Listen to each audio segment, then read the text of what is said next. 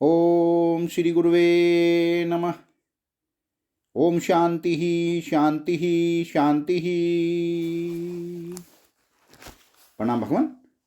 भगवान अभी हमारा सत्संग मुंडक सुधा मुंडक उपनिषद प्रवचन श्री स्वामी अखंडानंद सरस्वती जी महाराज द्वारा विरचित और स्वामी जी ने प्रवचनों के माध्यम से व्याख्या की है। प्रवचन नंबर 9 मंत्र नंबर 1 से 12 प्रथम मुंडक द्वितीय खंड अपराविद्या पराविद्या में कहाँ तक सहायक है शीर्षक है भगवान। और एपिसोड नंबर 5 लेते हैं।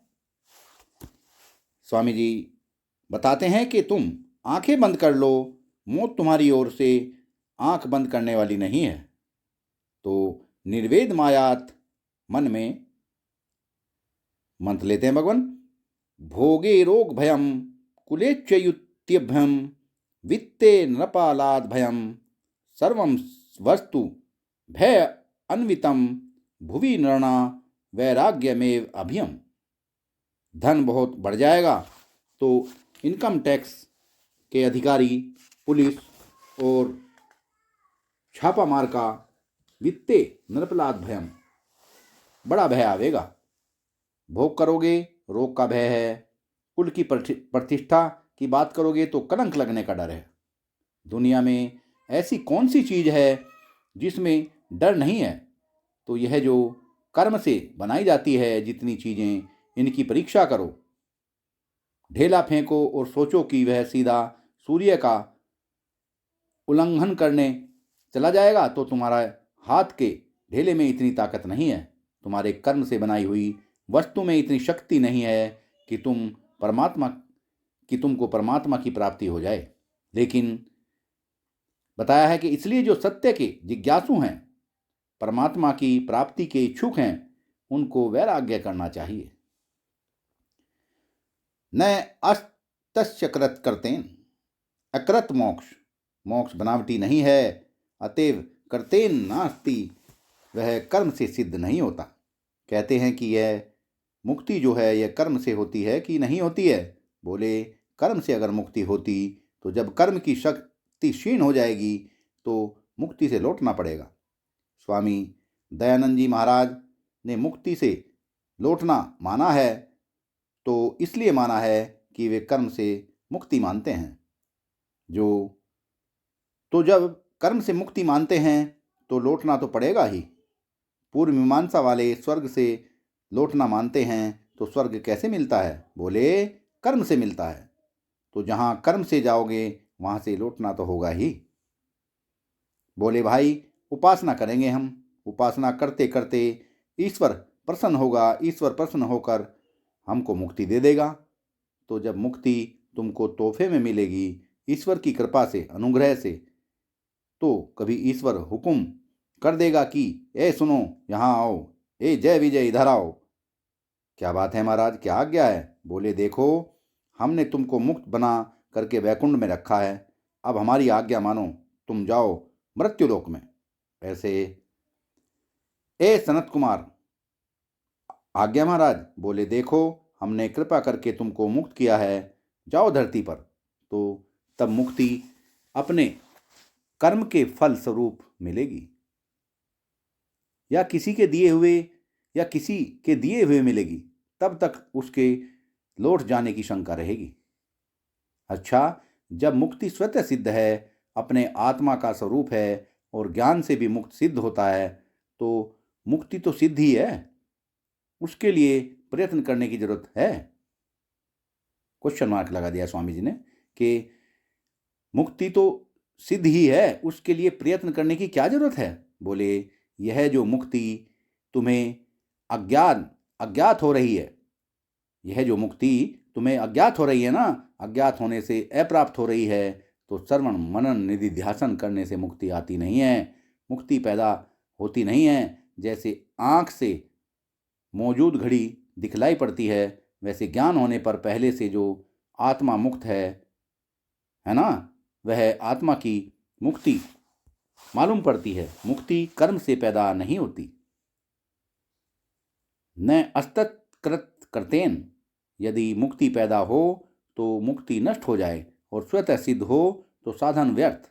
बोले नहीं, स्वतः सिद्धता का ज्ञान इष्ट है, वृत्ति ज्ञान से अविद्या की निवृत्ति होती है और अविद्या की निवृत्ति मोक्ष है और मोक्ष आत्मा का स्वरूप है। बोले तो वृत्ति ज्ञान स्वरूप प्रयत्न से मोक्ष की प्राप्ति हुई तो अनित्य है ना। बोले ना ना, यह अभिप्राय नहीं है उसका। यह वृत्ति जब आत्मा से उपरत होती है तब अविद्या की निवृत्ति हो जाती है और अविद्या के अत्यंता भाव से उपलक्षित जो आत्मा है वह तो नित्य शुद्ध बुद्ध मुक्त स्वयं है। बोले इसको समझने के लिए क्या करना चाहिए? अपनी अक्ल को बड़ी मानने से काम नहीं चलता। तदि ज्ञानार्थ से गुरु में अभिगच्छेत। यह मोक्ष का एक विज्ञान है, इसकी एक साइंस है, इसकी एक कला है। यह कला क्या है? कला क्यों कहते हैं? इसलिए कहते हैं कि ज्ञान का जो फल है मरने के बाद नहीं होता, इस जीवन में ही होता है, इसलिए इसको विज्ञान बोलते हैं। विज्ञान का दृष्ट फल है। इस जीवन में जिंदा रहते रहते मुक्त हो जाओगे, इसलिए इसका नाम है विज्ञान। परंतु यह विज्ञान लाइब्रेरी में स्टडी करने से नहीं मिलता है। बोले आजकल क्या कर रहे हैं कि वेदांत की स्टडी कर रहे हैं। एक सज्जन बोले कि हमने आड़ियार के पुस्तकालय में रहकर, तंजौर के पुस्तकालय में रहकर ऐसे ऐसे ग्रंथ का स्वाध्याय किया है जो अभी तक प्रकाशित ही नहीं हुए हैं। वेदांत तो हमने पी ही लिया। बोले अच्छा, वेदांत पी लिया? तुमने तो उससे निकला क्या? अच्छा, वेदांत पी लिया तुमने तो उससे निकला क्या? निकला यह है कि अब मैं समाज सेवा करने के लिए निकला। मैंने पूछा कि तुम्हारे कोई ब्रह्मनिष्ठ क्षत्रिय गुरु हैं जिनसे तुमने मुक्ति का स्थान, मुक्ति की दिशा पूछी है? मुक्ति कहाँ रहती है? बोले कि वाह, इतनी किताबें पढ़ ली, अब हमको गुरु की क्या जरूरत है? यह महाराज, किताब पढ़ पढ़कर आदमियों का दिमाग एक दिशा में नहीं चलता। किसी लेखक के विचार कैसे हैं, किसी की मौत कैसी है, किसी की गति कैसी है। देखो, तुम्हारे मंत्र से बड़ा सृष्टि में कोई मंत्र नहीं है जिसका तुम जप करते हो। तुम्हारे गुरु से बढ़कर कोई गुरु नहीं है, तुम्हारे इष्ट से बढ़कर कोई इष्ट नहीं है, और तुम्हारी आत्मा के सिवाय दूसरा कोई सत्य नहीं है। वाह भगवान वाह, वाह भगवान वाह। तो यह बात कहाँ से मालूम पड़ेगी कि गुरु में अभिगच्छेत? तो इसमें स पद का अर्थ है जहाँ निर्वेदम आयात सह, जिसको वैराग्य हुआ है वह आवे। एक महात्मा की हंसी सुनाते हैं। एक सज्जन आए एक महात्मा के पास। बोले महाराज, हमको संसार से वैराग्य हो गया है, प्रतिष्ठा हमको सूक्री विष्ठा मालूम पड़ती है। सूक्री विष्ठा अर्थात सूक्री मीन्स सुअर और विष्ठा मीन्स मल। प्रतिष्ठा हमको सूक्री विष्ठा मालूम पड़ती है और ब्रह्मलोक हमको शोक मालूम पड़ता है। बोले सब संसार से तुम्हारा वैराग्य? हाँ। बोले भाई, तुम्हारे पास कुछ है, नगद नारायण है? बोले हाँ महाराज, 10,000 रुपया है। बोले कि पहले हमारे सामने रखो, अर्पण करो, तब तुमको वेदांत का उपदेश करते हैं। उसने कहा महाराज, यह नहीं रहेगा तो खाएंगे कैसे? बोले कि भले मानुष, तुमको ब्रह्मलोक और स्वर्गलोक से तो वैराग्य है और प्रतिष्ठा तो चाहिए नहीं, और यह सारा भोग जो है यह तुमको रोग लगाता है।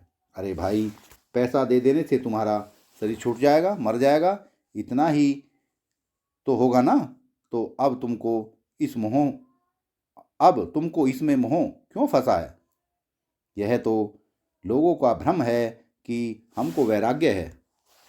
तो जब चित्त में सच्चा वैराग्य होवे, जिसको तुम बिल्कुल सूक्री विष्ठा के समान छोड़ने को राजी हो, अर्थात सुअर के मलमूत्र की यहाँ पे तुलना कर दी है, सूक्री विष्ठा के समान छोड़ने को राजी हो, वह यदि तुम्हारे गुरुजी के खेत की खाद बन जाए। वाह भगवान वाह। बोले नहीं महाराज, इसके लिए हम तैयार नहीं हैं। तो गुरु में अभिगच्छेत को देखो, स एव गुरुम अभिगच्छेत। वही पुरुष गुरु की शरण में जाए जिसके मन में वैराग्य हो। यह एव जो है ना, गुरु के बाद एव, उसको स एव के साथ लगाओ। स एव गुरुम अभिगच्छेत, किस लिए जाए कि तद विज्ञानार्थ एव गुरुम अभिगच्छेत, केवल परमात्मा को जानने के लिए ही गुरु के पास जाएं।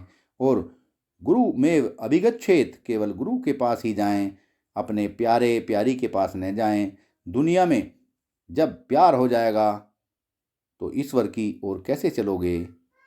तो स एव अभिगच्छेत तद विज्ञानार्थ एव अभिगच्छेत गुरु मेव अभिगच्छेत अभिगच्छेत एव। विधि पूर्वक जो करके शरणागत होवे। सत्संग को विराम देते हैं भगवान। प्रणाम भगवान।